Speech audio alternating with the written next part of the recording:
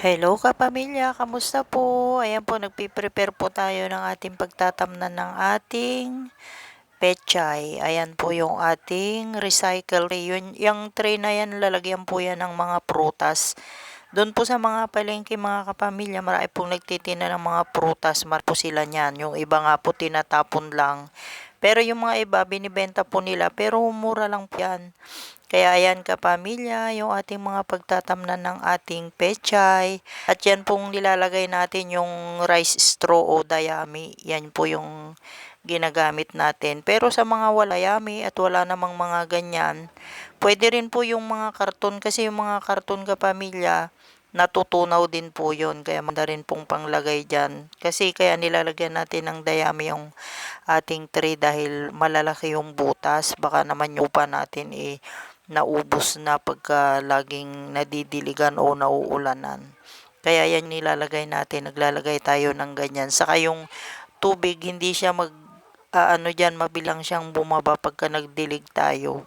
Dahil nilagyan natin ng dayami o rice straw. O kaya yung mga karton pwede rin po mga kapamilya. Hello po kapamilya, ayan po nagtatanim po tayo ng ating pechay at ayan po na-prepare na po natin kanina yung ating pagtatamnan ng ating mga pechay, pero ito ready na po tayo magtanim ng ating mga pechay at dito natin itatanim sa ating recycle tray. At dito naman maganda tong pagtamnan mga kapamilya, lalo po yung mga malilitang mga space o mga walang garden. Ayan, pwede na po kang mag-garden dito sa mga recycle tray ng mga prutas. Ayan po yung mga tray ng mga prutas. Diyan ginawa po natin pagtamnan. Lalo na po sa mga malilitang space at walang mga garden, maganda po ito. Kaya ayan po yung ginagawa natin kapamilya. Ayan po at magtatanim tayo ng ating pechay. At yung mga tinatamnan po natin maganda po yan mga kapamilya. At yan kahit saan natin pwede ilagay, pwede kasi yan pwede nating buhat, ilipat o kung saan man natin yan gustong ilagay, pwede natin dalin kahit saan. Kaya ayan kapamilya yung ginagawa natin. Ayan at may bago na naman tayong mga pananim kapamilya at ito yung ating pechay.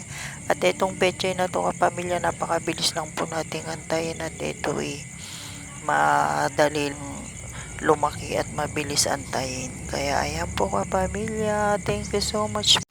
Good morning pamilya, ayan po naglalagay na po tayo ng ating dayami dito sa ating itinanim na pechay at yan naman lalagay natin dito sa ibabaw ng ating at yung mga seeds natin sobrang liliit at baka mamaya madala ng tubig ulan o kaya pag nagdidilig tayo, kaya takpan na natin kasi yung mga seeds natin magaan lang yan, madaling madala dun sa tubig. Kaya ayan, takpan muna natin ng dayami. Ayan po yung ating ilalagay na takip ng ating pananim. Kaya ayan po kapamilya at nilalagyan na po na ng mga dayami. Pero pwede naman po kahit walang takip dyan sa ibabaw. Pwede naman kahit lupa na lang yung pangtat natin dyan sa ibabaw. Pero ako dahil may sobra naman tayong dayami, yan na lang ang ipangtatakip natin dito sa ating tinanim na pechay. At protection po kasi nila yan habang maliit pa sila na lumalabas. Hindi sila gaanong maiinitan, hindi sila mabibigla.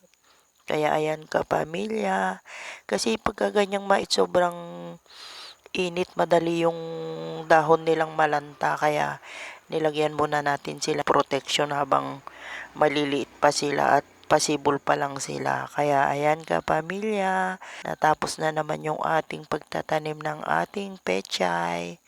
Bye!